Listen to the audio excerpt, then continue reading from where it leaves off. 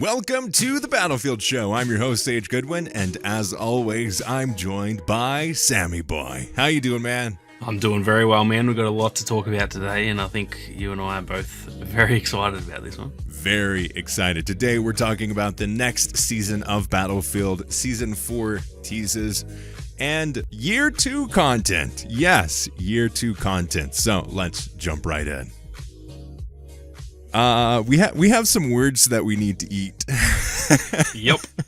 I've been saying it every week for about 6 months. And yep. I woke up this morning and went, oh, my whole life is incorrect.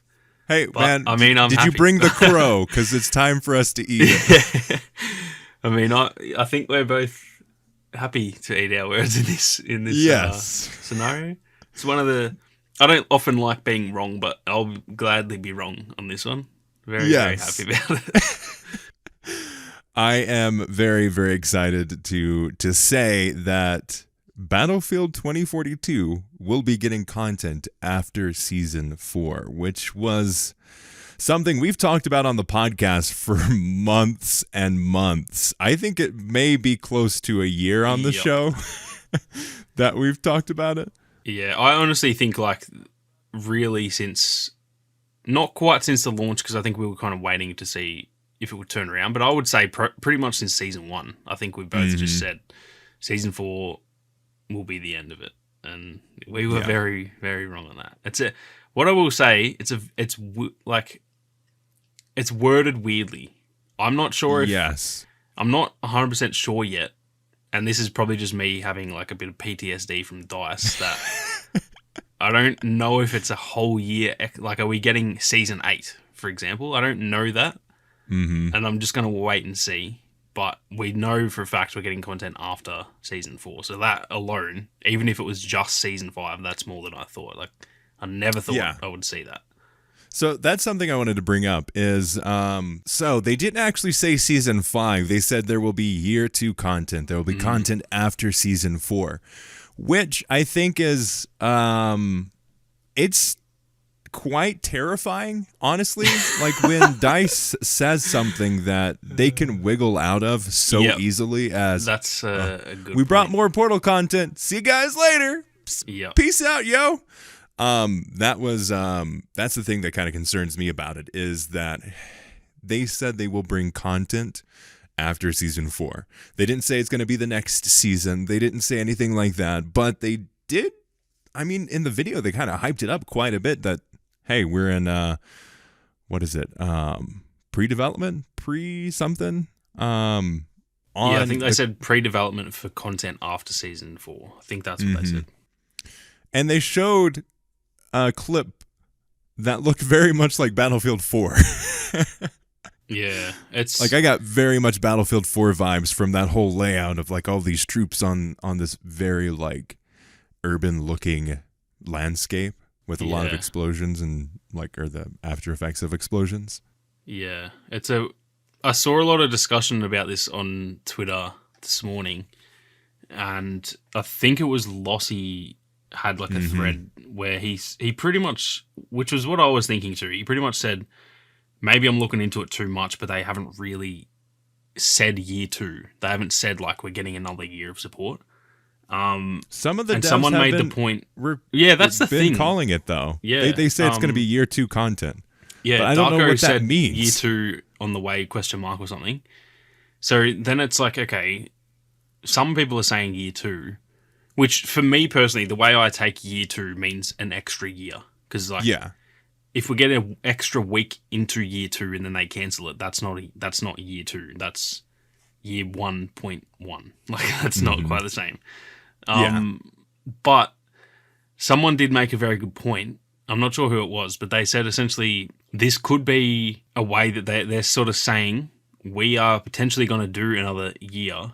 Obviously, the game is going to be free, which I get. This is something we'll touch on as well. Mm-hmm. It's going to be on Game Pass. They're going to have those free weekends and stuff.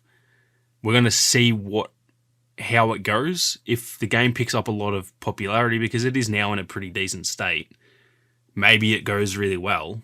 Maybe heaps of people buy the battle passes and all that kind of thing, and they go, okay, we can support this for another year. Or by testing those waters, if no one downloads it on Game Pass, for example, they might just do one final, like it might be the last hurrah update kind of thing. Because they did the similar thing with Battlefield 5. It had like a final update that they almost posed that before it came out as like it wasn't the end. It was just like there's a next big update. I think it was like the summer update or something. I can't remember, but it was like a big hype moment because I remember that. I jumped back into the game because of it. Just to later, because it marked such a huge point in Battlefield 5's like whole life cycle of like, oh man, this game's really turning around. The content that they bring in this update was really freaking awesome, and then they very quickly cancel it, similar to like Battlefront 2, where they had the Celebration Edition, and then boom, cancellation. Yeah, and the Celebration Edition is exactly what I thought of. Is like, that may have been their last hurrah in terms of... I initially thought the Celebration Edition was essentially like, let's see if we can make this game super popular and then support it. But I think it actually ended up being, let's just make the last big amount of money that we can off the game, which, like, fair enough, whatever. They made no money from, microtransactions, so fair play. But anyway, I think this is very open-ended on purpose so that they can pretty much, if Game Pass happens and everything and there's no hype, because look, Modern Warfare 2's out, Warzone's coming out, it may just not pick up. I don't think that'll be the case because I know for a fact on Game Pass, like, the player base will literally quadruple, if not more, in the first weekend. Yeah. Like, there'll be so many people playing it. It's just whether that they hang around is the question. So maybe they've just set it up this way that if people don't hang around after a couple months, they can see the retentions dropping off and all that. Well, they're not locked into another year. So yeah. I don't know. It's the perfect get out of jail free card. Yeah, I think they've, and like, to be fair to them, it's annoying to us, but to be fair to them, it's probably the smartest thing to do because it would suck to like lock themselves into another. Let's just say they say we're guaranteeing season 8, and then we get to another situation where we've been saying, once they fill their legal obligations, they're just going to end it again for season 8. Like, that would be very painful for them to have to just be going through when there's no one playing. So yeah, I don't know. I think it's going to be interesting to see what happens, but regardless, even if we get only one more season, I'm still happy with that. It's more content than I thought we were going to get. Yeah. Oh, I mean, I'm over the moon ecstatic about this. I just find it very interesting that they have worded it in such a way. It's almost like they said it without it becoming legally binding. Yeah, that's the way that like feels. You said, it's perfectly fair to do that because one, it's game development. 2, we're running into like a really weird place in the economy. And 3, Call of Duty's out. Battlefield is in this very interesting place where it was set up originally to be like the foundation of Battlefield as a whole. It had this rough launch. It's very fascinating, for sure. Yeah, it's definitely going to be just... I think, like, to be honest, with this game, I've still been enjoying it, but I have been...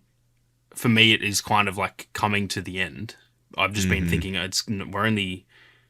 This month we're getting... Well, I assume this month we're getting Season 3. Yeah. And then there's only one season left, so it's really only 4 months more. So I had that mindset of like, I'm still going to keep playing it and all that kind of thing, but it's coming to an end. Whereas now it's a bit like, I don't know we're kind of back to how we were at the start, albeit in a much better state and a better way to be having this, because at the start we weren't sure if we'd get anything. Now we're more not sure how much we're going to get. We could get 2 years. We have no idea. Like, this game could genuinely have a massive turnaround. So it's just now it's a bit like, it's just up in the air. I don't know what this could go. I've seen games go on Game Pass and just blow up, like fully blow up. And yeah, I don't know. I don't think it will. I personally think that the game has got that reputation. It was even the same. It took them 2.5 years with Battlefront. And that game wasn't even busted at launch. It was just like drama. It wasn't actually bad that bad at launch. I don't know if this game will do that, but this could turn it around into like we're getting year 3, because it could just blow up. EA could see it and go, wow, like this is doing really well. There's no need to cancel it right away. And then they could support it for longer. So, like I said, I don't think that will happen. I do just think I think now at most we'll get 8 seasons. I don't see it going beyond that, but I also hope I'm wrong. Like, I hope it just blows up. So it's going to be a fun watch. It is. I think they've set them up. They've set themselves up perfectly. They have a way to get money from players. They have cosmetics in this game. They have the specialist system. They have the changes coming to the specialist system. With Season 3, we're going to get more of the reworks, and then ultimately all of the maps will be better. It will be in such a good place, honestly. We'll have most of the problems at least fixed or better by the time that we get done with Season 4. And I think the player base will be very appreciative of it. What they needed to do, and what we've said before in past episodes, and I've talked about on Twitter and other videos, is DICE, Battlefield as a whole, they need moments like this to where they have that like community buildup where, hey, yes, we know and understand that you enjoy our game. We understand that you were not happy with our product when it first came out. We've put the time and effort into it. Now they need to show, unlike all of the other games that they've made, Battlefield 5 and Battlefront 2015, that we will, without the looming fear and just weight of, hey, you got to do this, otherwise players can sue you, situation, they needed to say, hey, yes, we understand we're going to get this game to a good place and we're going to continue to update it. That is what they needed to do. And so far, it looks like they're going to do that. But like Lassie said, and a lot of other people in the community, they could just do a Battlefield 5 moment where, yes, we've been working on stuff. Here it is, all of it, in one update. Now we'll see you in the next game. Yeah. And like, as much as, from what they've said, as much as I think it will be more seasons, that is equally as possible. They could just be like, here's the last update. We're going now. This is finished. So it's definitely not impossible. And that's why it's going to be so interesting to watch, because I'm just like, I'll be honest, I've kind of lost a lot of interest, not in the game itself, because I've still been playing it and having fun, but I've definitely lost a bit of interest in the game as a whole in terms of like the community and seeing how it's going and all that, because it just felt like it was coming to an end. Whereas now it's like, I'm going to be paying that much attention to it because I want to see I want to be checking the portal servers and see how many more players are playing the game and all that kind of thing, because it really, it could go either way. There's either one last update or potentially like 2 more years of support and anything in between. We have no idea what to expect. So now I'm actually like fully interested in it again, which is kind of surprising because, like I said, I had kind of lost that like interest. I was more just like kind of like, okay, I was in that mindset of this game's pretty much done and like I'm really looking forward to the next one because we've got the right people in the right places and kind of, that sort of mindset. Whereas now I'm fully back invested in the game again. Let's like say you're on a sinking ship. You can see an island on the other side, but you're not entirely sure if the sinking ship will be able to make it to the island. So there's 2 options. You can stick it out with the ship, see if they make it, or you can jump ship and swim to the island yourself. Which, I mean, I think a lot of people were. I mean, you don't want to be on a game that seems to be so actively against its own success. You want to be in a part of a game that has a future beyond, fine, we'll add more content because we're legally we're legally required to. You don't want that. You want to be a part of a game that's like, yes, we're bringing new content. We're bringing new things for you. We've got new maps. We've got limited time only game modes. We've got new weapons, new specialists, new skins. Come join us. It's going to be a fun time. You don't want to be like, yeah, welcome to Battlefield. We're just doing this until we can get the next game out. Yeah. I think that's something that goes very underrated in the gaming community, even like from both sides. I think both the creators of the games and the players don't realize how important that like human connection and like the community is. Like, it is fun. Like, when I look back at Battlefront 2, I don't even think of the game. I think of just the journey that our whole community went on. I don't actually, like, the game was good fun. That wasn't even the best part of it, though. And I think that's, I don't know, that's something that people just don't think about. That, because I've had that. I remember I was streaming once and I was sort of, I think it might have even been talking about Battlefield, in fact. I think I was talking about, like, the potential of moving on to cover other games. In fact, it may have just been recently. It might have been that stream that you were in there, Sage. Yeah. We were talking about me going to Warzone. And I kind of just said it's hard to stay motivated on a game, even if it's still got 2 more seasons. It's hard to stay motivated knowing that there probably won't be more seasons after that. Because I know the other game that I like equally as much is going to have years of support. Even though in that 2-season period, they get the same amount of content roughly. You kind of want to go with the one that is like a long-term like project. Yeah. I don't know why that is. It's very hard to explain on the stream of like, because someone was like, oh, but it's this, they're both getting updates in the next 6 months. Like, it's no different. And that's a good point. But I think it's just that journey that you kind of get to go on where you get to play the game from the start and go for years and like see the development of that game. And when it is coming towards the end, you kind of get that, damn, like, we're going to have to start moving on soon. Yeah. And now that this has happened, like, that's kind of gone. I don't have that, I got to prepare for, I got to find another game until the next Battlefield comes out. Like, that's just not, that isn't there anymore. So it's a very good time to announce this. At the same time, it's also a very awkward time to announce this because of Modern Warfare 2.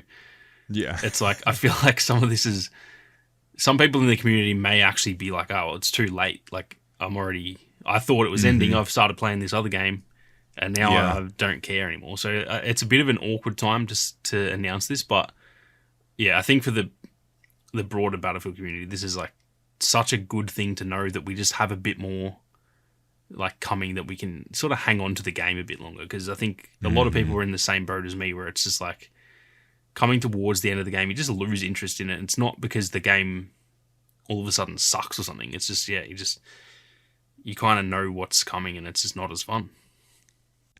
Yeah, and I think too, like, the level of, I think it's funny that just recently everyone's like, oh my gosh, we're only getting 1 map a season. It's like, I didn't expect anything more than that because of the content that we've gotten so far.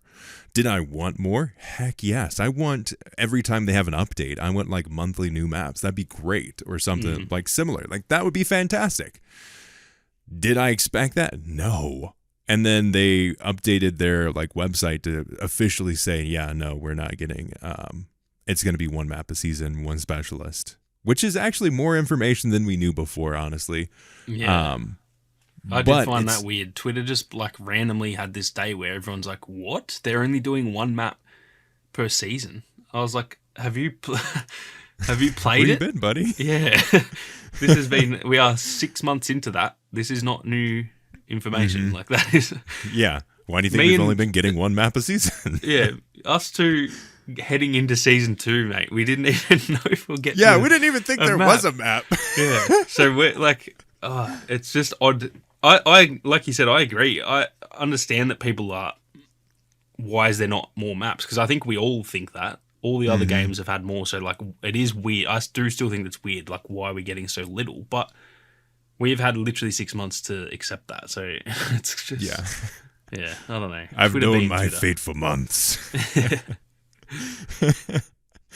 Yeah, so I think it's very interesting to see the community reaction.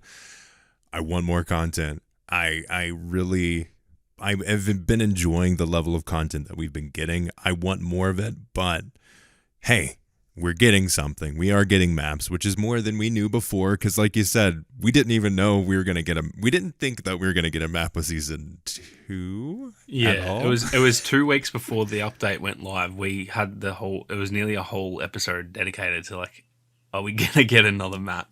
Then the next podcast, they had just announced it like a week before the update. So it's we literally were going into a season a fortnight away from it, thinking, I don't think we'll probably get a map this season. Mm-hmm. Now, to look, actually, it's pretty wild to look where we are now that we're also getting more content now. And it's been a wild turnaround.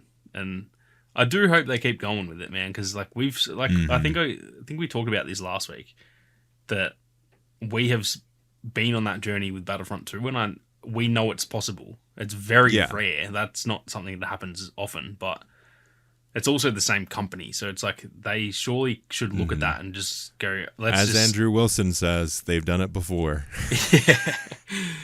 Yeah, that's the only downside to this, isn't it? That if they do turn it around too well, then the next game might launch terribly again, because they will just say the same thing. Oh, we'll just turn it around afterwards. No, man, Vince won't let him do that to us. That's the part that has me really excited, is that I think the next one, I feel like it's going to... Because the live services are always good. I don't think they've ever failed a live service. Maybe Battlefield 1, but that was more just a lack of... I think the content was okay, but it was like there wasn't that much. But I think it's hilarious because a completely different, separate team works on the live service than DICE proper. Yeah. And then now with Vince there, I feel like the launch can't... I'll be honest, I think the launch can't be bad with Vince there. Mm-hmm. I know how absolutely wild that sounds to say. It's just so confidently after the last few Battlefields for me to just say, I don't think it can be bad, the next one. Mm-hmm. But that's how much I trust Vince. I just don't think he will put it out. I think he will just say, no, we need a year, and if you don't give us a year, like I leave, I'm quitting. Like he literally would do that. He's threatened stuff to them before, essentially just saying, like, you listen to... Like, I know what I'm talking about. You listen to what I'm saying, or we just won't make the game you're wanting with Fallen Order, which look at how that went, and now they've got a sequel coming out that will no doubt be like Game of the Year contender. So just listen to the man, EA, Andrew Wilson. Just put your ego aside and listen to the man, because everything he touches turns to gold. Yeah. And let's just hope that the launch is good, and then send in your regular troops that make a good live service, and everyone will be happy. It'll be perfect.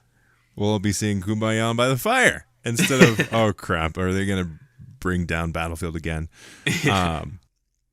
Tying into our earlier conversation about player bases, people kind of seeming to be going to Call of Duty, I think they're doing something smart. I wonder why they did it so early that they announced it, but they're having a free week on PlayStation at one point, and then there's going to be like 4 days on Steam and Xbox spread out through the month. I think it's fascinating and very confusing that PlayStation gets the whole week, and then Xbox and Steam are like, yeah, no, you only get 4 days. I was thinking about that. I wonder if it's like you have to, essentially, there might be like periods that you have to like book with those platforms to like... It's probably a policy thing where you have to do this amount, otherwise you have to pay this amount of money or something like that, because it's not really worth it. Because it could be that there's like a free-to-play weekend, the same weekend that Battlefield's on the other platforms, that's like booked out by another game or something. So I thought that was weird too, because I wish like all of them had it at once. That would be... The player base would be massive for that weekend. It'd be awesome. I think there would be millions playing it. Like a free Battlefield game in December, that would absolutely bang. But to be fair, it's probably even better. Their servers can handle that. Yeah, I'm a bit I won't lie. I'm a bit nervous for Game Pass. Game Pass could down the servers. Like there's so many. I'm gonna have to look it up right now. Wasn't there like 20 million Game Pass subscribers or something like that? Something absolutely ridiculous. Game Pass there's a good amount of people. Subscribers. 25 million as of January 2022. So we're probably like past 30 million now. That was the start of this year. That's nearly a year ago. So like, obviously not everyone who has that is going to get it, but also that's a lot of people that even 10%, that's 2.5 million people. Like that's a lot. There's a lot of people that even if it's just just like, on. even if it's 5%, that's still a million people. Yeah, exactly. And just the fact that it's free though means it probably will be more than like the 5 or 10%. It'll probably a lot, because like I think a lot of people who have Game Pass get it for that reason, that there's always something new to play. Like people who just say the only Call of Duty players who just only want to play COD or only want to play Overwatch or whatever, they don't maybe buy a Game Pass because they just know I'm probably not going to get these games. I just play the game that I always like to play. But the people who do get Game Pass, I feel like the majority of those people are always looking for something new to play because that's why they subscribe to it, to get constant games. So when they see a big new Battlefield game I know it's had a bad rap, but I think I think the name Battlefield free's still free has, no matter what it is. Yeah, that's true. I think the name Battlefield still has a bit of pull to it. I think also like the cover art of the game, it's very catchy. It's very it stands out a lot. I think a lot of people are going to download this game, so I'm very interested for that. And it's smart, too, because they can have the free weekend where anyone can play. And then also during that whole month, like this is going to be happening with Season 3, is Game Pass Ultimate is going to have it. Yeah. So you play it for free. Oh, hey, I've got Game Pass Ultimate. Let me download it on that and keep on playing it. I could see that happening, too. One thing I'll say is that, and this might be reaching a bit too much, I think they should have just made it free everywhere permanently. I think it should just be a free game because they have monetized it well enough. I thought about that when they announced it, yeah. What are your thoughts on it? I think it would be really smart if they did that. And I think they're testing the waters. Yeah. I wonder if... I mean, we've seen games like this to great success, where Battlefront 2 had an insane amount of people come to it when it was available on, was it Epic Game Store? Yeah, I think so. 19 million in a week. 19 million people in a week. If they had a way to monetize that game, it would have been insane. Because I had a lot of, so as a Battlefront creator, that week was banging. Everyone's videos just popped because so many people played 19 million people in a week played it. So, like, even, again, 10% of that's nearly 2 million people looking at YouTube videos. Yeah. And the amount of comments that I got that were like, I just got this game for free. Like, I played it, and I would have bought skins, but I couldn't. Like, the Luke skin, I'm not a big Star Wars fan, but I really like Luke. That skin looked really cool. I would have paid for that, but I can't.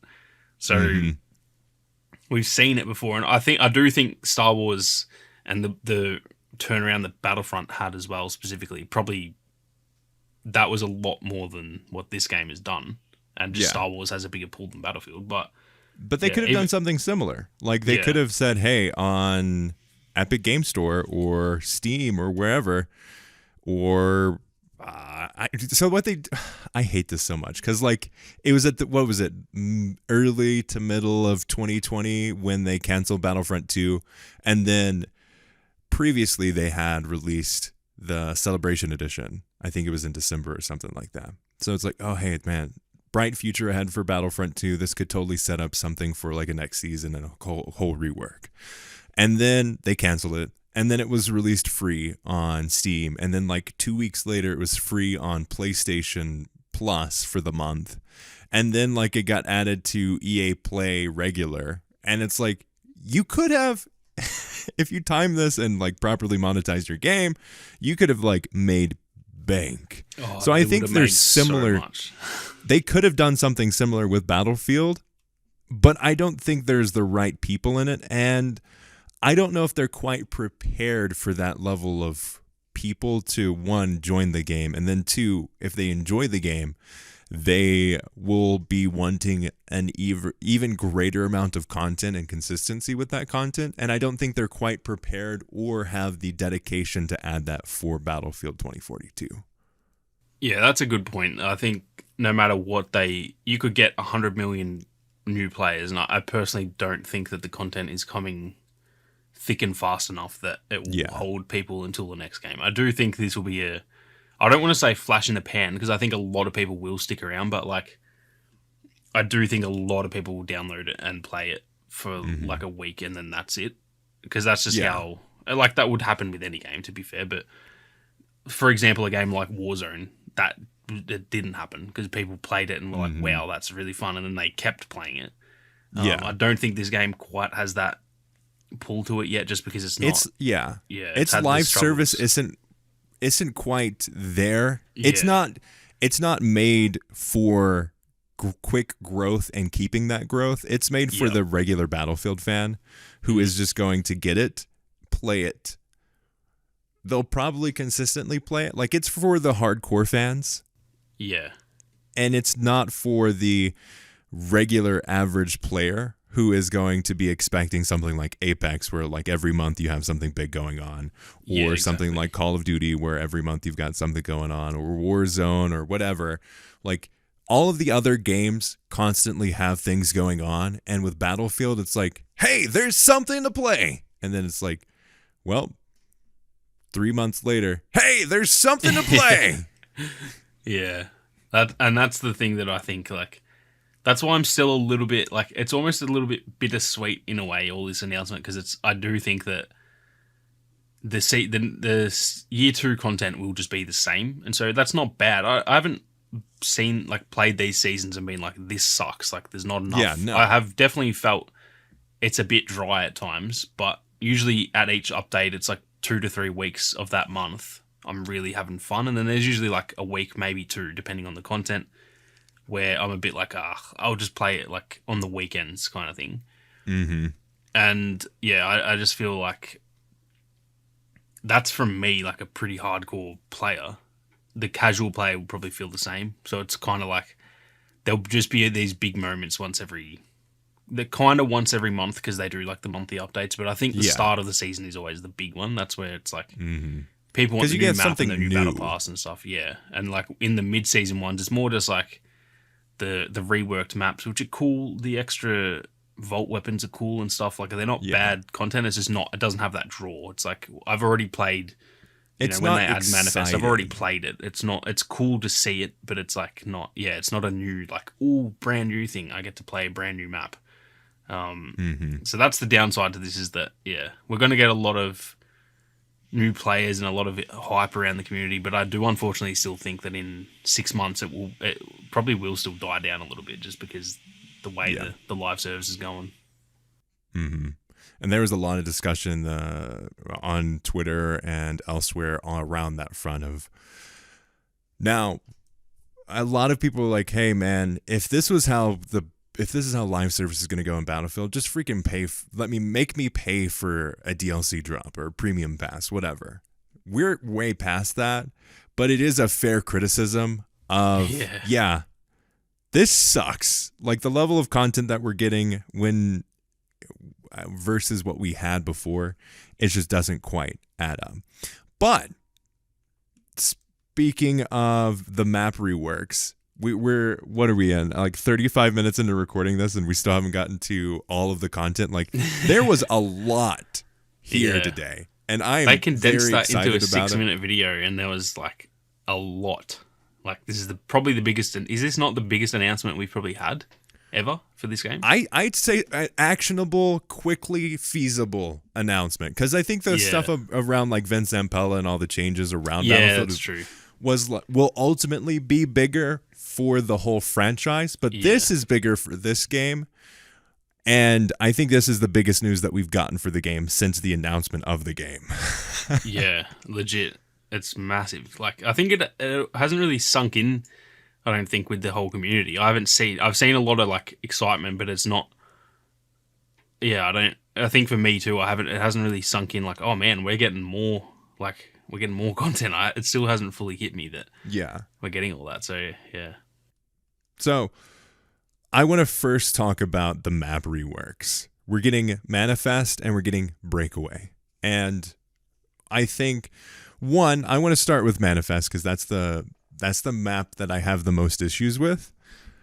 And then we'll get into the exciting things with Breakaway. But oh yeah, let me know your thoughts. Let me know if I'm just completely off my knockers over here. Rocker? I don't know. But I think a lot of the changes look worse. yeah. I'll be honest. I did not care for manifests because the breakaway stuff was so good that I just was like, I just don't care about manifests. Yeah.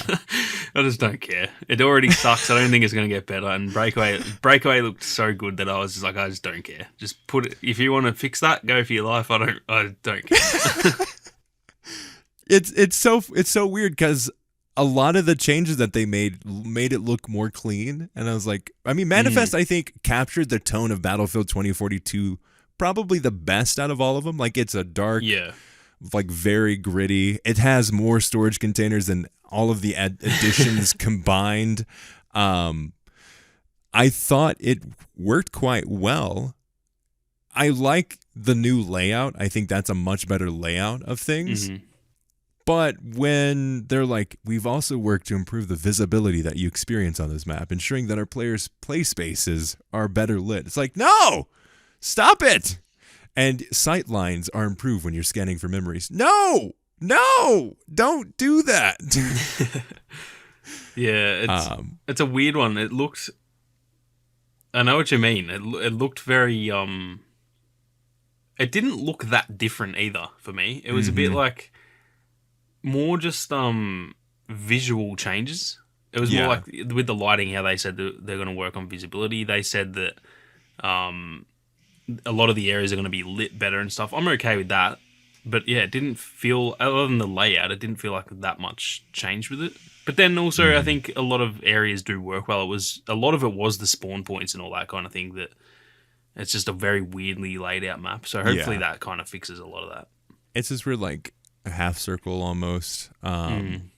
Strange layout. I'll be interested to see how they play it. Again, do I really want to play Manifest? No. Honestly, you could delete all of the based maps and I'd be perfectly fine with that. Yeah. Like, I would perfectly play all of the new maps only and be perfectly fine. But until we get to Breakaway, this is what I wanted every single map to do. Is what they did for this one, because oh my gosh, did they make some freaking awesome decisions with Breakaway. They changed the entire layout and flow, additions. The ravine area is now like a cavern, which is very reminiscent of something like Twilight on Hoth and Battlefront 2015. Like, really speaking my language, they moved the most fun part of Breakaway more closely to what you're going to be wanting to do if you're playing the objective. Because I think most of the times people went to that, like, oil rig. Like, that was basically Battlefield 2042 Breakaway. Like, everyone wanted to be over there. Yeah, that change alone, I think, is amazing. Just, and when you think about it, it's like, I know hindsight is 2020, but when you look at it, you're like, actually, why was that not there in the first place? Yeah, it's like such a better spot, because it's now like, it's almost how it was essentially like at the foot of the map. It was just the most boring, like, it was essentially out of the way, even though it was really the, like, almost the center of the map in terms of where people want to go, but it was literally the bottom of the map, like, geographically. Whereas now it is actually a little bit more central. It's still not quite central, but it's in a much better spot now. So that alone, I'm stoked with that. The whole ravine thing, that looks amazing. Like, that looks so, like, being up on top of that glacier now, that looks like that's going to be so fun. Like, sitting up there with a sniper, not looking down 40 kilometers away at the oil rig, but looking just below you on these, like, different levels of the ravine. Oh, that looks so fun. That blew my mind. That was like you said, that was what I was expecting when they first announced these reworks, that we would be getting crazy stuff like that every time, which, to be fair, probably my fault for just thinking that they would do that for every single map, because some of them you sort of can't. But that looks, oh man, it looks so good. Looks so good. And I actually, like, we obviously need to play it, but I think that's a big enough change to those areas that it could turn what I think is a pretty bad map into a good map, which we've been saying with all of these that have happened so far. They don't really change the rating of the map that much. They more just like slightly improve it, but if it was a 6 out of 10, it's now maybe a 6.5. This could go from for me, probably like a 5.5 to potentially like an 8.5. Like it looked that good that I think it can make a crazy, crazy difference to it. So I'm very keen to get my hands on that. It sucks to think that's probably that'd be like 3 months away still, but man. The one good thing I'll say is that will come pretty close to the class rework. So that period of this game is going to be very fun because like the start of the season we'll get the brand new map and stuff, and then I think I'll be honest, I think I'm almost more keen for the end of the season than the start. Oh, 100%. Which has not happened with the other two seasons. It's almost like everything happens at the start and then it's just like 3 months till the next season. That's pretty much how it's felt. This one, like I don't even care what the new map is, even though I'm sure it'll be decent because the last ones have been really good. But I'm more keen for Breakaway and the class rework. I think that at that point we'll have another new map. We'll have Manifest, quote unquote, fixed. I don't know if I can. Manifest is changed. Yeah, changed is the better. And then we'll also have Breakaway, which I will say that looks fixed to me. And then dude, I think it's going from a bad map to an incredible map. Like I would probably rate Breakaway as maybe like a 5 out of 10 for my personal rating. Yeah. And then I think this is going to bring it up to maybe like an 8 or a 9. Yeah, it looks so good. I can't explain. Every single, you know how they had say like on Manifest, they had each different shot of each different little spot that they were showing and they had the before and after. Yeah. The Manifest ones, I was just kind of like, yeah, looks all right. I guess with those ones, every single shot, I was like, whoa, that's a lot that I was not expecting. And then like, I thought, so like when they moved the oil rig, I was like, that's mental, but that'll be like the big one, and then the rest won't be that big. And every single one was like a massive change. So it's like, it keeps on going. Yeah. Wow. So I'm really. I didn't even know they could do this. Yeah. That is what we have been talking about. Where that is fully changing the actual terrain of the map. Like they are they're adding a whole extra ravine there. I think the top of the glacier is also a bit flatter now with there's more buildings up there and stuff. Moving the oil rig onto that ice field, that I know it's not quite terrain because it's a building on a flat surface, but it's a big enough change that's fully changing. Yeah, fully changing like the layout, not just the layout in terms of where the zones are and the flags, because they've done that with all of them. But the buildings don't really move. Moving a whole oil rig, like that's a massive change. So these are the changes we've been sort of wanting. And to be fair, on a lot of the like Kaleidoscope, I don't think you can do that. You know, you can't really do that on a flat sort of city map. You just can't really change it that much. But this is what we've been wanting, and this also has me really excited to see what they're going to do with Hourglass, because I kind of thought that the way that they had been going, I was thinking, they just won't be good. There's no way they fix that. Now that was my favorite part of your video was when you were crapping on yeah, I think that map is so bad, but now I'm a bit like, okay, like they really could change that map a lot, because this is what that map needs, is something as big as this. Yeah, they need to move. For example, they need to move the stadium closer. They need to put maybe like change the terrains of like all the sand dunes and stuff. Put one where it's like got this big tunnel system through a sand dune or something. That's like there's a big hill in the middle, and it's I don't know. They could really do a lot there, because that's, like I said, with say Kaleidoscope, you can't just put a mountain in the middle. Like that doesn't make sense. On Hourglass, because it's sand, they can play with that however they want. They can put this big central sand dune and put like almost like what they did with Orbital, where there's like a point on top, but then there's a tunnel through the middle of it, and they can do crazy amount of stuff with that. So I'm excited. Bring all I'm the not going to get my buildings hopes closer up too to much. each other. Yeah, that's as the other well. thing. Yeah. I'd also like to see that city be a bit more focused on, like, have it. It's only the tops of the, like, you don't really fight down on the streets and stuff. I think it would be cool to have that be a bit more urban, but yeah. I don't know where they got this idea that sports arenas are like 70 years away from the city. But every single sports stadium that I've been to has an entire city around it. Yeah, they almost do that like on purpose because they're like, we want, that makes them that much money. They're going to put it as central as they can to get as many people going to the games and stuff. And on this one, they're just like, on Hourglass, they're just like, nah, let's put it way, way out there.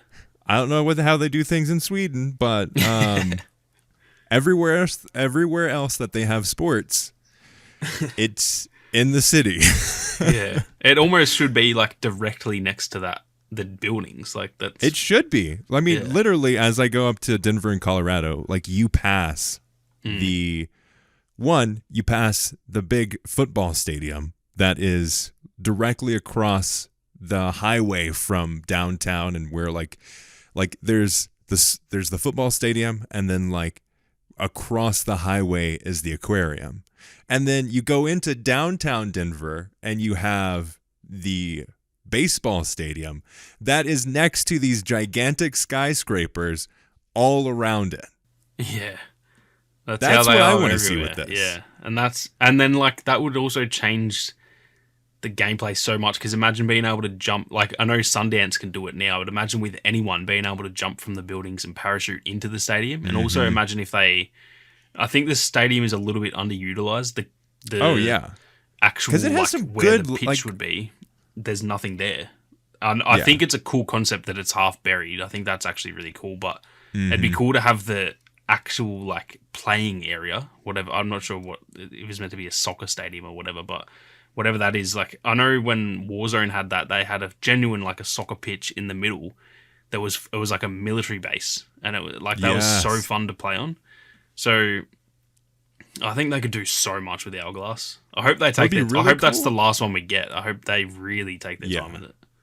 Same here. I honestly, if it's just that one rework and they dedicate the time that they like, get everyone working on that. Because what would be sweet is move the stadium closer to all the cities, make it in the middle, make it the highlight of it. Have all the buildings closer together, because I don't know why you need to be able to drive 17 tanks in between the buildings. But that's not realistic. Yeah, I don't think most streets are that wide. No, in cities, even in America, where you have like an over-reliance on every single car that needs to be able to drive, they aren't that wide. One, move all the buildings freaking together. Two, move the arena into the city. Make the little arch thing in the city as well as like a park. Then have one of the buildings fall on top of the stadium. Have that verticality. Dude. Have half of it covered. And then you have what would be freaking sweet is you go inside the stadium, which I really love. There's some really cool play styles in that. Have it to where you can go into the fallen building as well and have that level of play style and that level of combat. And then be able to easily go into the outside of the city area. That would be my dream setup for this map. There's so much potential, good, man. Yeah, now we've set ourselves up for disappointment, have we? That sounds what they'll probably fun. do is they will just say, "Oh, hey, we moved all the points around, and yep, we moved the points around." Yeah, it's going to be an interesting one to see, because I didn't think that they had it in them until I saw Breakaway, and then now that I think now that I've seen that, I'm a bit like, okay, like can they do this with the others? What's the other? Is it Discarded that they haven't done as well? That's the only other one. Yeah, Discarded. That and Hourglass. So that'll be another interesting one, because that it's another very flat, boring map. It doesn't have as much potential, I don't think. Yeah, no. As Hourglass. Hourglass, you can really just do whatever. And just get rid of that one and focus all of it on Hourglass. Because I think before we got something like Stranded, it made sense for something like Discarded because it was originally supposed to be like the close quarters-ish map. Like it was supposed to be a lot more of that, but it doesn't really have a place with the rest of the game with how they fixed the other maps and they've added the new maps. Yeah, I'm not sure what they can do. I think for every other map we've been able to discuss like what they can change. I just don't know what they can do with that map. Unless it's just literally bring it all way closer together and make it fully like infantry focused or like something. Cohesive, Yeah, because that's the thing. There's a couple of different like. It's almost like there's a couple of different points of interest, each of the big like boats, and then in between there's just like nothing. Yeah. Maybe if they bring all the boats way closer together, that could fix it. But because I do I think there's a bit of potential there. That could be cool, like a shipyard instead of a single ship. Yeah, because it does have a lot of verticality, and I think if you had, I don't know, I think on each ship, the ships themselves are fun. It's just the everything in between. Yeah, it's like getting to the next. If you take, I think it's the C or the boat in the middle. I'm assuming C1 and C2. That once you capture them, you've got to go somewhere else unless you just want to sit there and wait for another team to push. So it's like when you're fighting to capture that, it's really fun. I actually think that's one of the funnest parts in the whole game, to be honest. Yeah. But then, once you get it, it's like, oh man, I got to go to the other one. I don't want to. If they can bring them all closer and have some zip lines between them and all that kind of thing, that could be fun. But yeah, it'll be interesting to see. I'm assuming they'll do those two. Like I personally didn't think we'd actually even get all of them done. Yeah, because when they first announced it, they're like, "We're only gonna do this one, okay, guys?" Yeah. So I'm guessing now, like this will be 5. I'm guessing they just do 7. They may as well. Yeah. I think I love the map changes. And then speaking of maps, so we got our wish of an infantry focused map. It's quite big. Dude, when they said, and it was almost like a little bit nonchalantly, it's like, I almost like missed it. We're getting in season 3 a smaller infantry focused map. And with Stranded, they said we're going to get an infantry focused map. They didn't really specify smaller. They just said this is going to be an infantry focused map. And they did a cheeky little tease where it's like, oh, hey, also, this is something we've been wanting to do forever in Battlefield. And it most likely will be set in like Stockholm.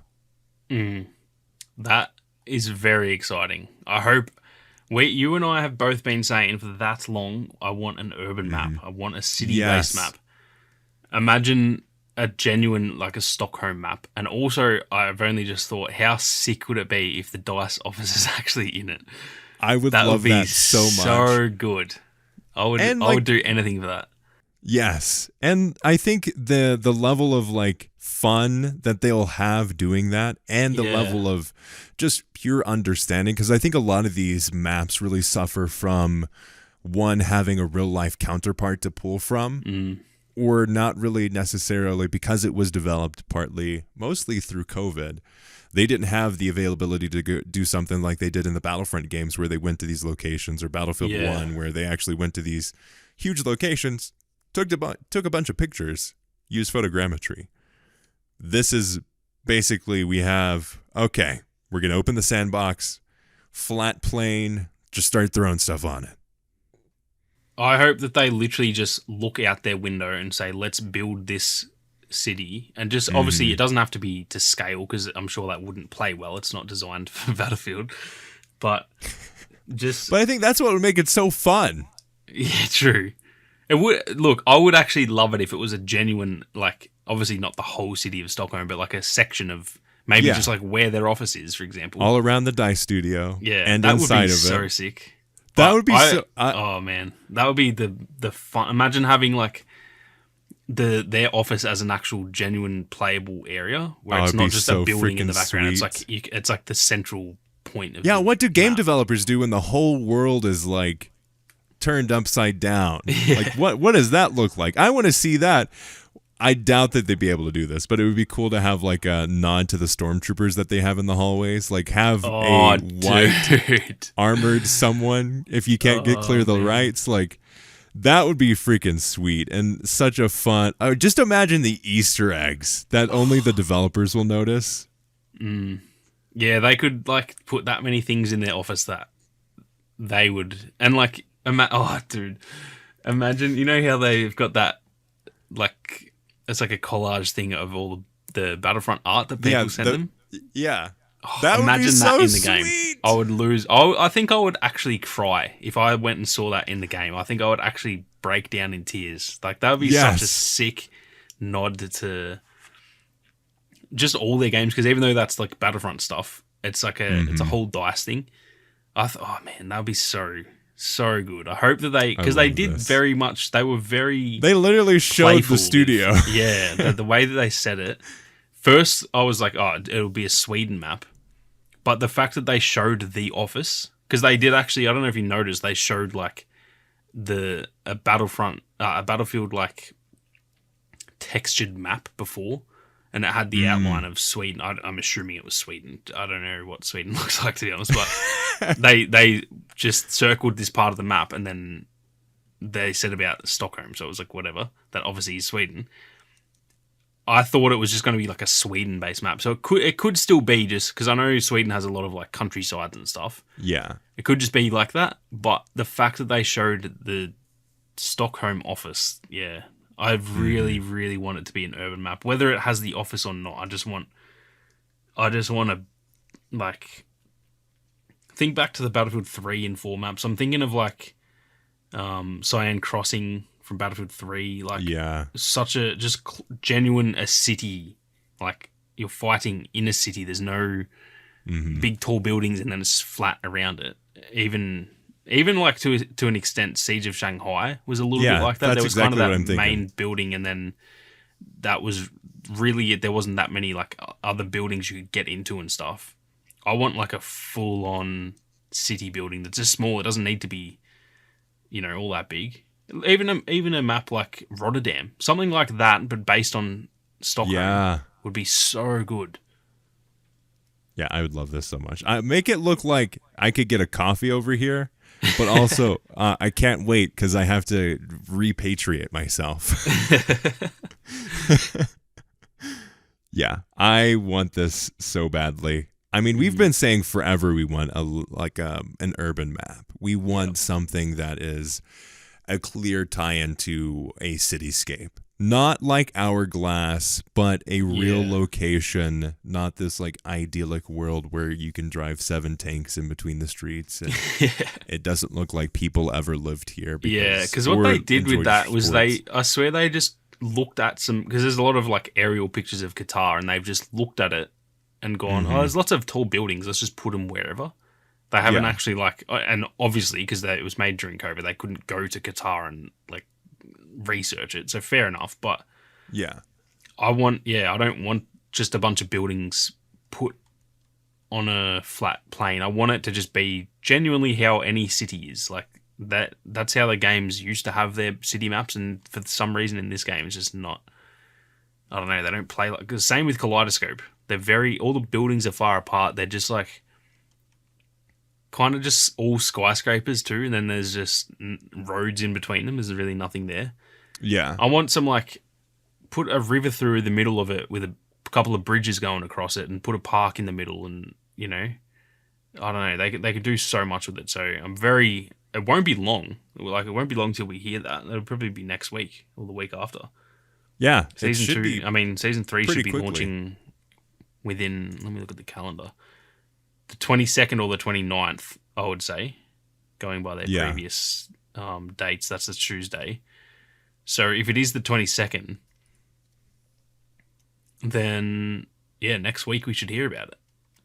They may also push it back to the 29th because Warzone launches next week. Mm-hmm. And I don't think they'd want to announce, like, the new map and season when Warzone launches. So maybe it'll be the 29th. I saw on Twitter somewhere, though, someone mentioned the 22nd, and I can't remember if it was just, like, some random or if it was, like, one of the people who usually gets that right, like Tom Henderson or something. Is this real? Is this just real life? Or is this just fantasy? Caught in a battlefield. Yeah. I'm looking forward to it, man. Like, this has got me very excited about Battlefield. And I'm looking at Doha, Qatar right now. And there's like a billion stadiums all around the city. There's one that is a football stadium, football in the UK terms, that is in the cityscape. Yeah. So just do that. Yeah. that one. That's what so when the game was coming out, I think I did a video on like the real world comparisons for each spot. And I remember looking at Doha and there was that many stadiums that are like literally in like the heart of the city. Yeah. And then they just chose this one that's like in the middle of nowhere. Because I think the one that I can't remember, the one that they've put in the game is like based off another one. And that is somewhat far away from the city, but it's still like, there's still lots of buildings around it. The way that they've got it in the game, it's just like, there's literally nothing near it. It's like so far away. Yeah, very odd choice. I think they went for like, they liked the idea of having vehicles having these big open play spaces, but at the same time, like, no one wants that. The vehicles can still play around and don't like ruin the time of the infantry players. Yeah, to do that, because at the end of the day, 90% of the people in the lobby are infantry. So I was listening to a podcast that was, it was one of the hosts is a game developer, and he was going back and playing Quake, and he was just saying Quake is honestly some of the best map design that has ever been in 100%. A game. And I think a lot of the problems that we have is almost like, yeah, those old games, they didn't do it. Like, it's not worth going back and seeing how they did things. I think there should be a lot of kind of retrospective on the games that do stuff really well, and going back and seeing why does Quake work so well, because it is some of the best like just map design for a first person shooter. Yeah, I think one thing that helps with those games is that they weren't really, a lot of those maps are very much like interior, like I don't know how to explain it, but they were just like in this random building, and it was just like they could just do whatever they want. There was really not that many like outside. In fact, I can't remember playing Quake. It's been obviously a long time, but I can't remember any maps that were like outside. They were all just like in these little arenas. And I think these days a lot of games try and build their maps around looking and feeling real, which is cool, but I'd rather it just play well, and then you can still make it look kind of real. I don't think people are looking for realism. If you want a realistic game, go play like Squad or Armor or something. Yeah. People just want maps that play well. Or go play laser tag. Yeah. So, and that's the funny thing about laser tag, though, is when you go to play laser tag, most of those they are very well laid out. Maps, they are very like Quake. They're very like inside a building arena type. Platformed, that's how they make them.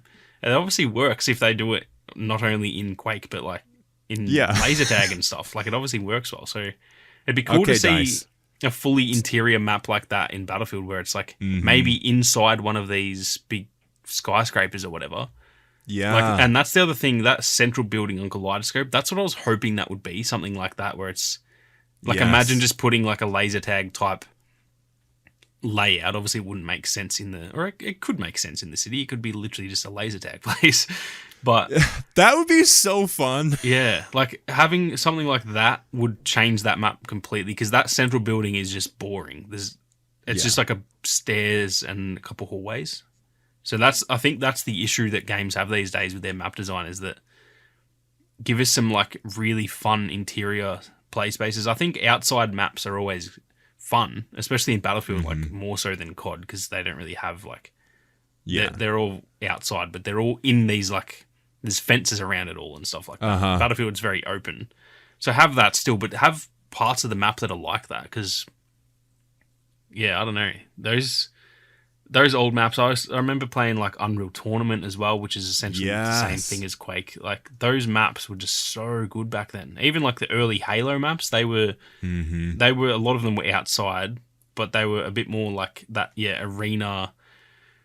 Like you're kind of enclosed into this big play space, whereas Yeah. I think they've given us a bit too much freedom with a lot of these maps for Battlefield and even COD to a certain extent. Yeah. Dice, here you go. Team building, exercise, go play laser tag. Write it off as an expense. Boom. I think another thing I want to get your thoughts on is we were having this discussion about the idea of what Battlefield 2042 is without the map changes and without the portal updates. Like what would Battlefield 2042 be if they didn't have to fix all the map changes? Because I think the key thing that is making us feel so good about these updates is that we're getting in this season, we're getting the new map when it first drops. The next month, the next update, we're getting a map rework. And then the third month, we're getting another map rework. So it feels like a lot more content than there actually is. So I was wondering what your thoughts are on this. Like, where do you think if we go into this season 5 and beyond, or year 2 content, how does this change things for what Battlefield does? What does it look like if we only get that one map?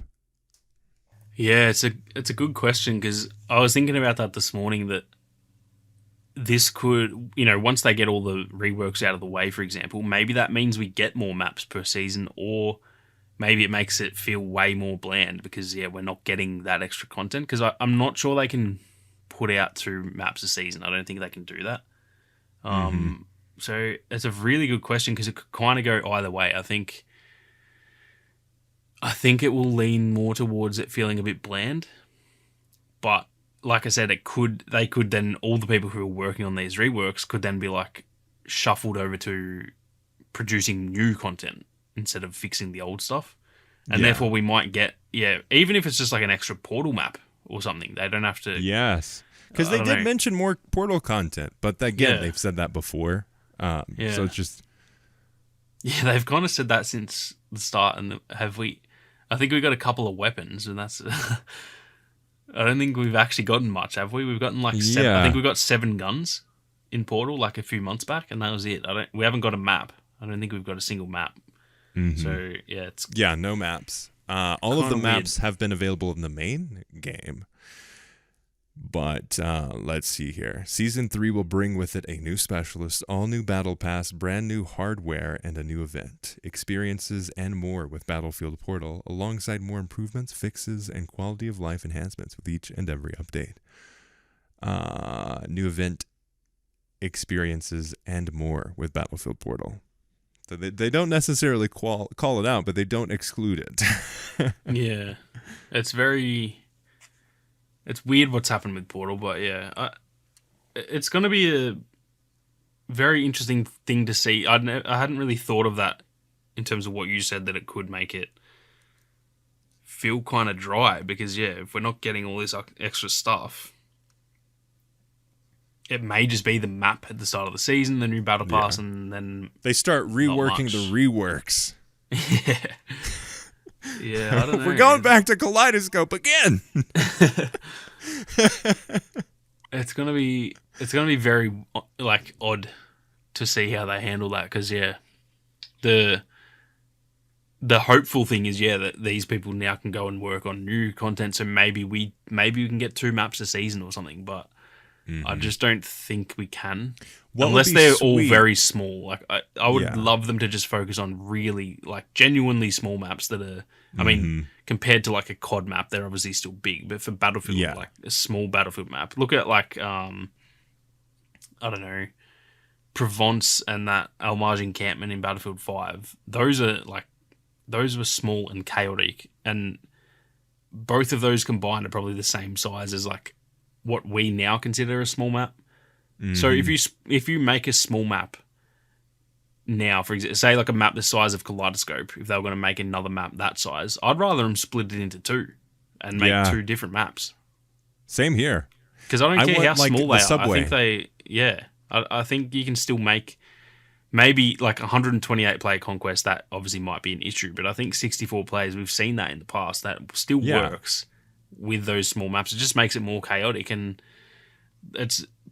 I think some people might not like that playstyle, but that's fine. You've still got your big maps. Like this is not for everyone, and it doesn't have to be because it's just a different type of map. So I would love for them to, and they've even said like we want to focus on making the maps smaller and stuff. So that's a way that they could potentially try and put out more maps or more content in general, is just by making things smaller and going back to the foundations rather than trying to make, only one map per season that's like pretty big. I don't think anyone wants that, to be honest.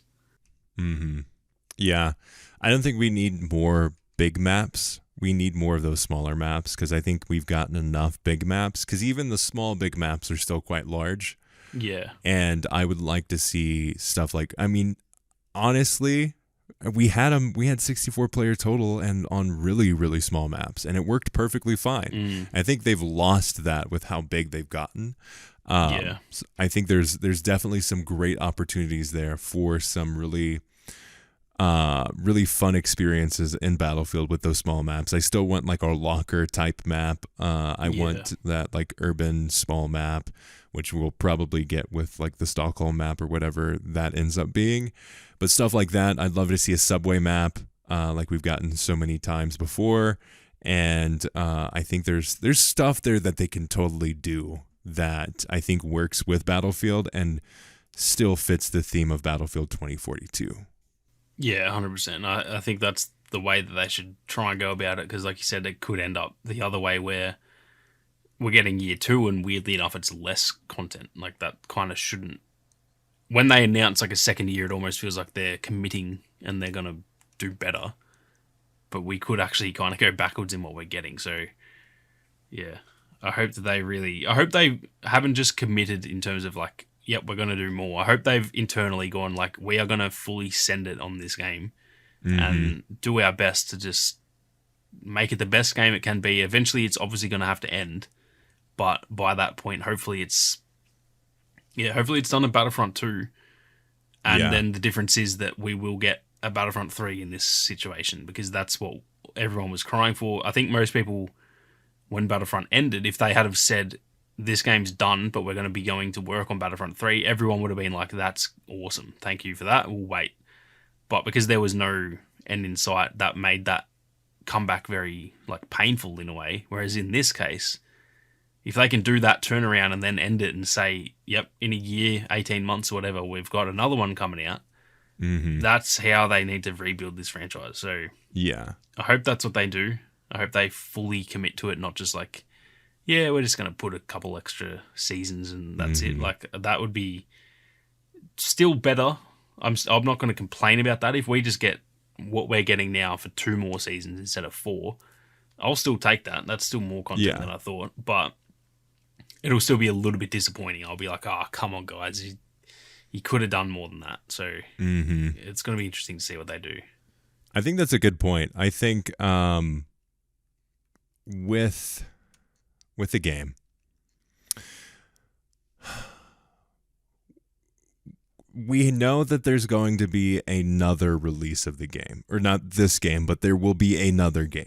Whatever the next game is, it's got all of the teams that are working on it. It's got Vince Zampella. It's got Ripple Effect. It's got Ridgeline Studios. It has all the key parts that we know that are going to be working on it. So we know there will be another game after Battlefield 2042, that this one will eventually end and there will be another game.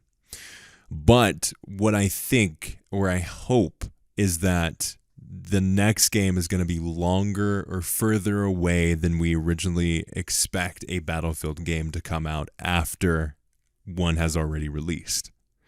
That's my hope.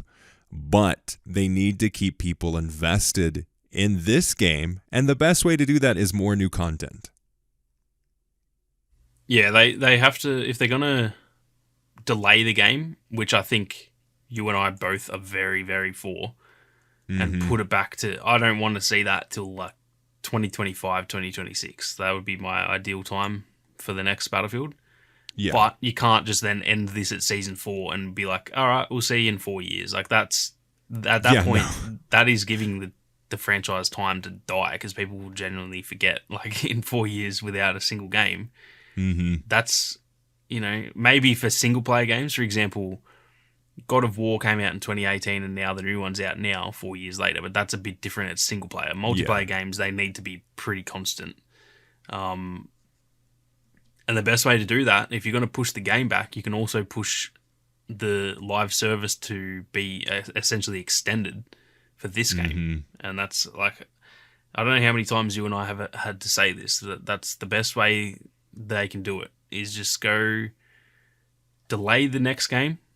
Commit to this game. You may take a loss. That's not our fault. That's your fault for launching the game in a rough state. Just cop the loss and commit to the game like you've done with previous games and it's worked out. Except those previous games you cancelled way too early. This one, don't cancel it way too early. Win the trust back. And then when that next game is on its way out, people will actually be excited for it, and because it's had the extra time to be developed, it hopefully won't suck at launch. So then you've got a trusting community who are really excited for your next game that launches well, which is what this game should have been, because that's what we all felt leading into this game. We were all really excited. It looked really good. I think everyone was like really keen for this game. Yeah. But they put it out too early, and that was their mistake. So just do what they did last time and push it back instead of trying to rush it. And yeah, I think that's I think that is the only way to go. If they do anything else, I think that's shooting themselves in the foot, personally. I mean, even Call of Duty is taking a break. Yeah, that says a lot. Like, that's all you need to know. If they're going to take a break, then you better follow suit, because they obviously know what they're doing. You should also be preparing your front to take them out on the battlefield. Like that, you need to be taking the time. It's taking longer than you used to make video games. Work from home has changed how games are made.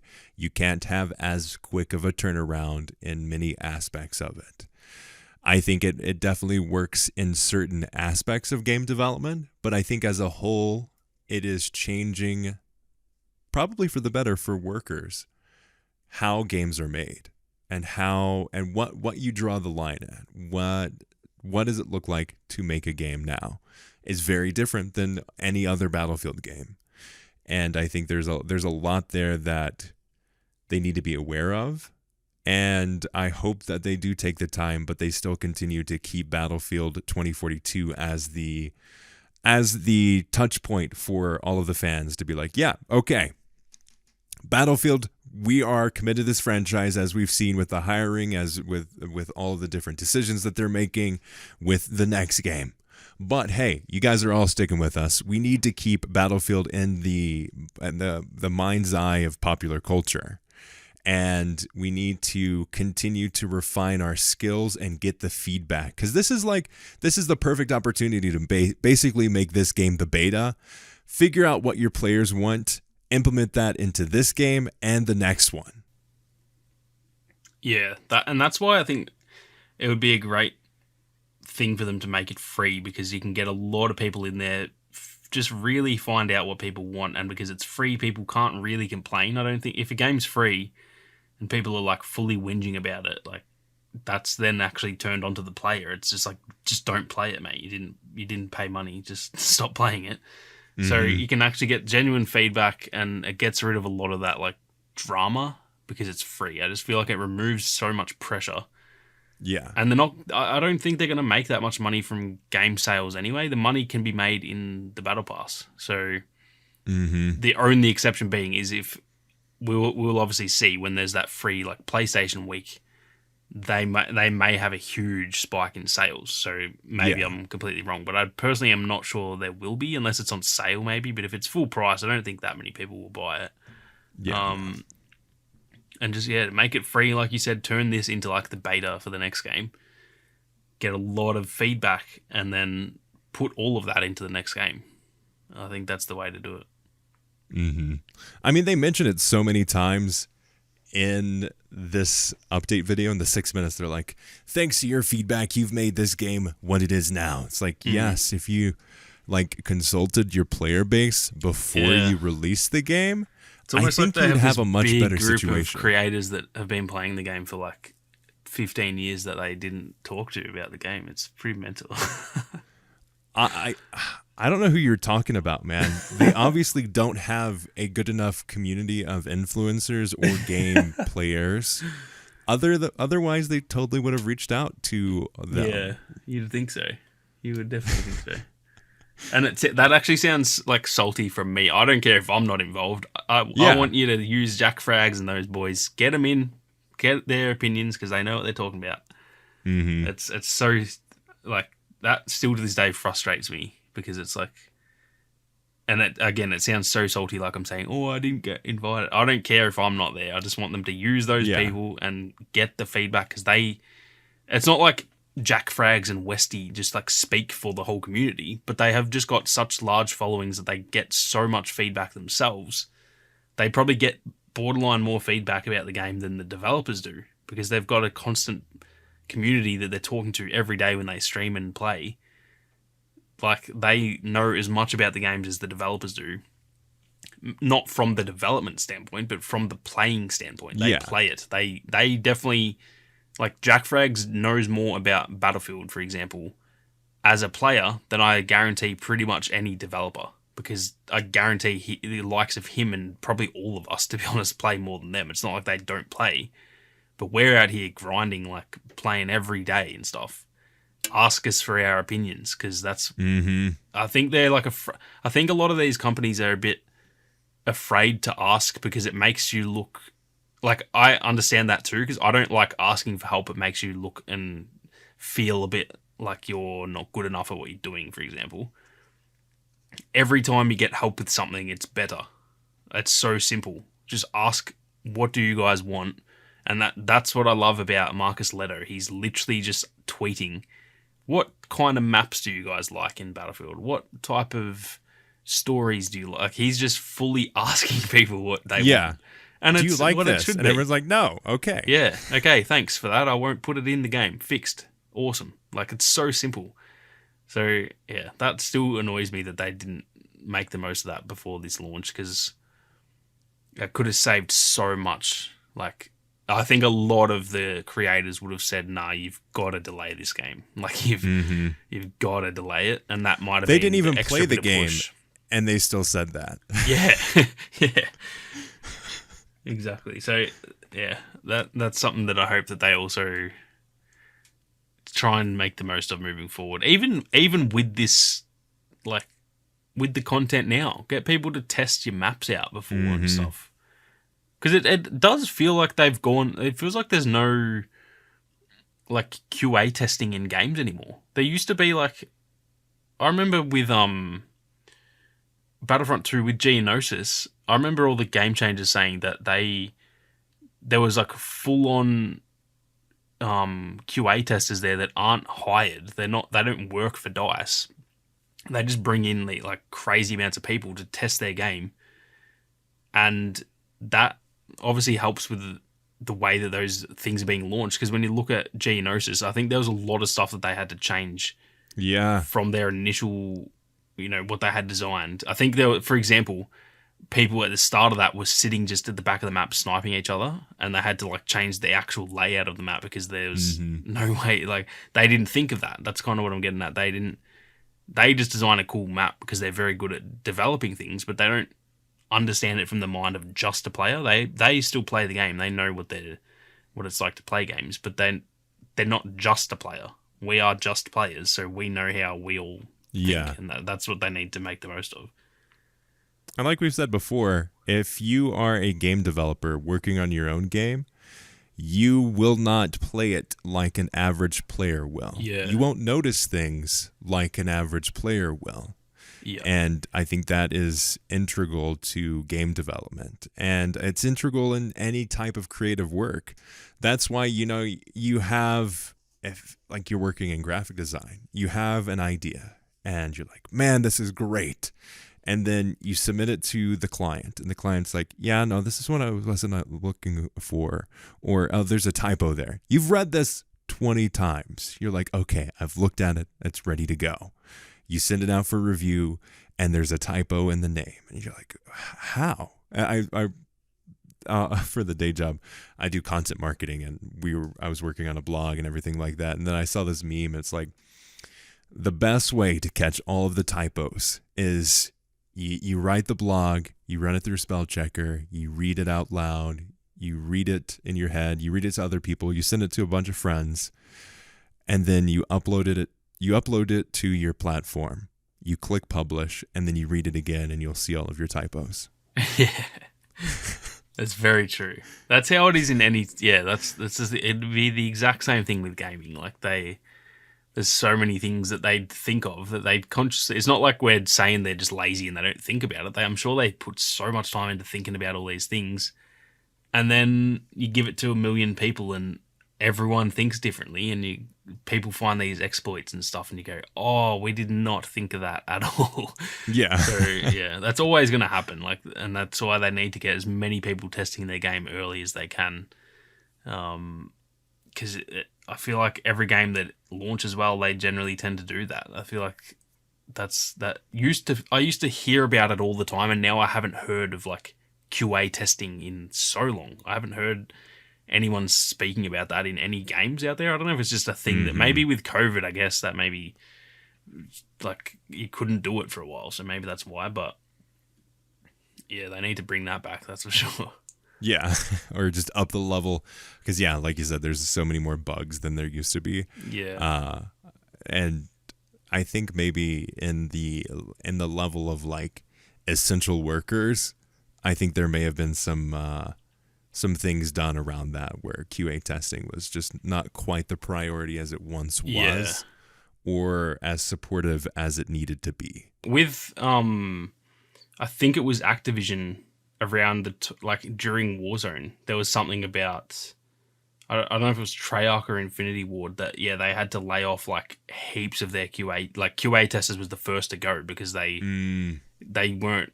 Yeah, unfortunately, it sounds really rude, but they're not as high of a priority as the people developing the game, because that's just fair enough. It makes sense. And I guess that's a good point, that with COVID, a lot of those people probably had to be laid off because these companies, everyone had to cut costs and everything. And yeah, they're probably the first to go. So maybe that's why, but they definitely, like I said, they definitely need to change that. Reprioritize. Yeah. But, I mean, with all things, Battlefield is very exciting. We're getting content after Season 4, which is super exciting. And I did find there's literally 2 sentences about after Season 4 content. I actually found it. And so we're also excited to share that we've recently started pre-production on all new content that will come after Season 4 next year. Our work on Battlefield 2042 isn't done. I still haven't found that. It's what is it? One paragraph in or underneath the video. Oh, yep. Okay, I found it. Yeah. It's I was looking at the 2 end sentences. pages. I was just, I was too. I was like, that makes way more sense than like how they covered in the video. But no. That's the other thing I'm very curious about. Just to quickly touch on that, I know we've talked about it for ages, but the fact that they said pre-production, I would have thought, because like pre-production, that generally, unless my terminology is just wrong, generally means they haven't actually started like proper development. It's more in terms of like planning and conceptualizing stuff. So if there's like maps and stuff, you'd think they would have been working on that. If we're going to get a Season 5 in the same like time frame, you'd want to hope we're not only in pre-production.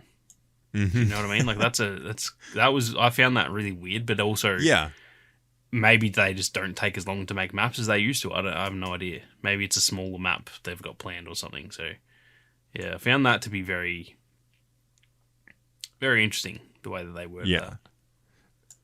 Everything that they've said or written about or posted about this content after the season 4 has been quite interesting, and it definitely seems like they're wanting to say something, but legally they can't. Yeah. I think that's the thing with all of this. Like we said earlier, they're just trying to make sure they don't lock themselves into anything, which it's annoying for us, but I understand it. So I just want time to progress so that we can actually hear more and get a rough roadmap and stuff. That'll be very exciting. It's super exciting. And man, season 3 sounds pretty sweet.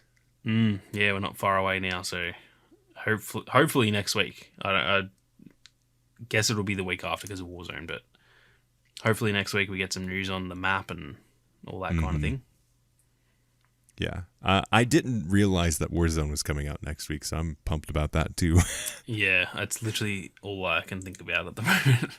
My wallet may be hurting here because I just bought God of War, and it's great so far. Yeah. Been loving it. It's and then unreal. I'm also going to be buying the new Pokemon game here soon, which comes out next week, I think, or the week after. Yeah, I think it's next week, yeah. So there's that.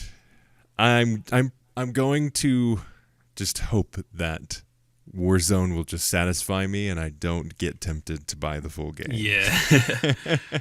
Yeah, hopefully it's good but not good enough that you want to buy Modern Warfare 2. Yeah. Or just so great that it's like, okay, yeah, I don't need anything else. Yeah. But yeah, we'll have to hop in.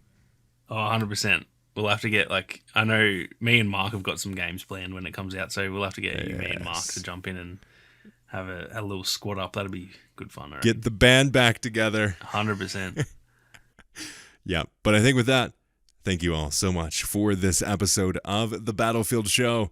This might be the longest one we've done. We'll see how it edits down, but so far we've been recording for 1 hour and 32 minutes. Yeah, that's definitely... I think our longest before that was 1 hour and 10, maybe. I think so, something close to that. But thank you all so much for this very exciting episode of The Battlefield Show. If you'd like to support us completely free, subscribe, leave a review wherever you can. Subscribe for free in your favorite podcast app, wherever you find podcasts. Check out our YouTube channel for the video version of the podcast, which is gameplay in the background. Check out Sammy's channel for continuing content around Battlefield 2042, possibly other games as well, and all the fun that we're having in Battlefield 2042. Make sure you are subscribed so you get every episode downloaded in your favorite podcast app. Rate us completely free on Spotify or Apple Podcasts or iTunes. It helps us out a ton, helps other people find the show, and helps us show up higher in search as well. So it helps us all around on that front. But as always, we'd like to thank Ethan Clark for the beautiful thumbnail, all of you for listening. As always, we'll see you on the battlefield.